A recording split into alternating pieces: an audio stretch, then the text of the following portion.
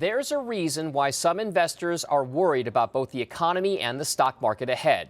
It's earnings season, and while reports from America's largest companies have generally come in better than expected, the expectations were already low to begin with. So here's how things are shaping up.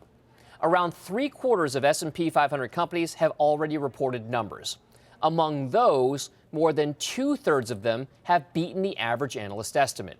The problem is, it still means that if all remaining companies in the index report earnings as expected, earnings growth will post a decline of 4% over the same period last year. If that does happen, it will mean 2 straight quarters of earnings declines, which some experts categorize as an earnings recession. All of this according to Thomson Reuters IBIS.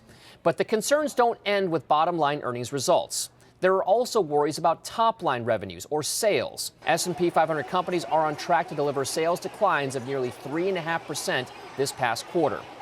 If that does come to pass, it would be the 4th consecutive quarter of year-over-year sales declines. The last time that happened was during the financial crisis.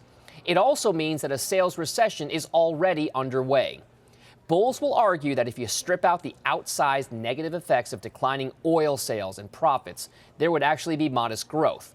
The bears argue that you have to look at the entire earnings picture, no matter how gloomy things have gotten for the energy sector.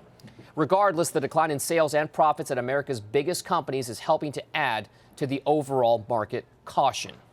For Nightly Business Report, I'm Dominic Chu.